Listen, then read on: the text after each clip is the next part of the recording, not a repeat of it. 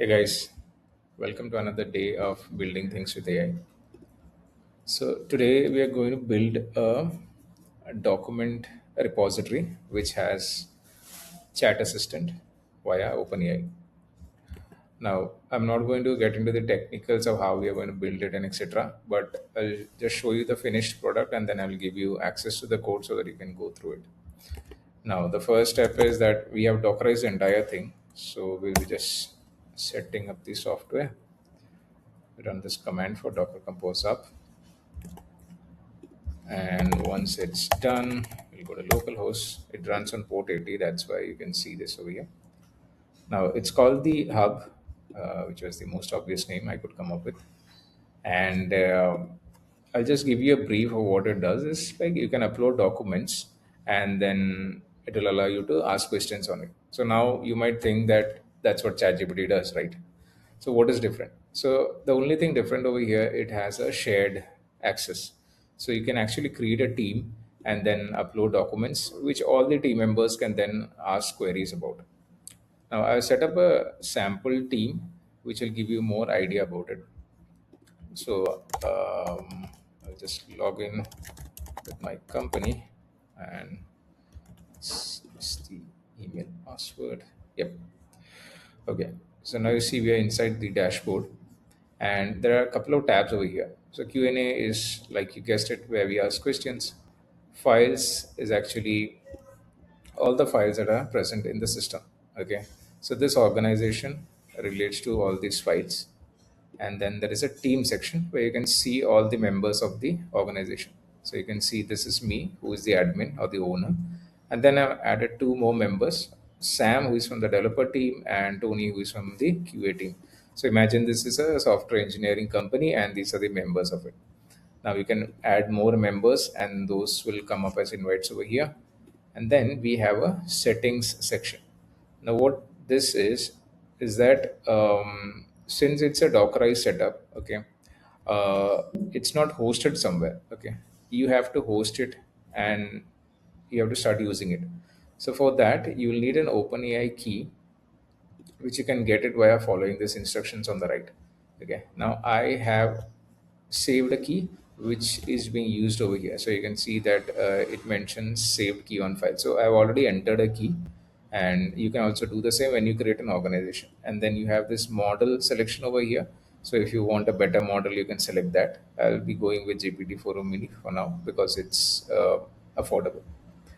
Now, how does this thing work? So imagine you can see the stream. Okay, so Sam is a developer. I imagine this is the first day of Sam. So what will Sam do is once he gets access, he will log into the system. So Sam can also see the same set of files and he can see the team, but he does not get access to the settings screen because he's not an owner yet.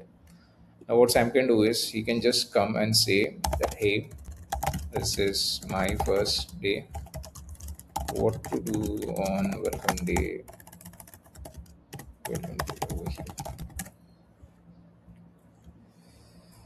So you can see the system is searching the relevant documents and it will reply with a proper response.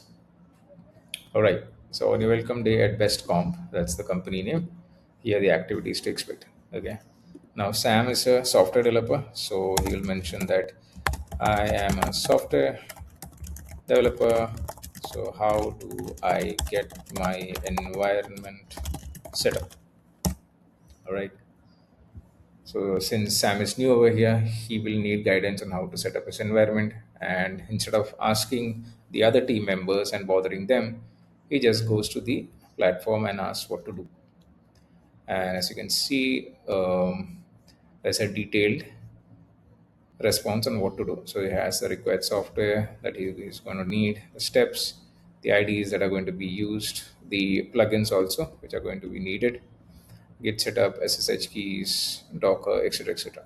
Okay, and now since he's a software developer, he needs to know how the QA team performs over here. So he needs to understand the testing process. So he can ask something like, "How does the QA team at the company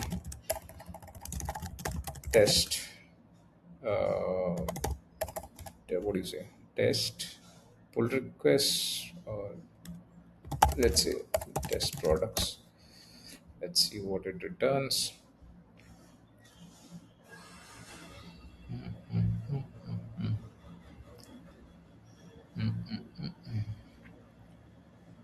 Yep.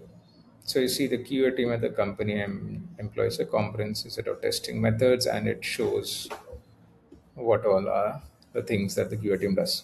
Now, all of these are coming from the files that you uploaded. You can upload more files. You can change the files that you uploaded, and everything is based on the content inside these files.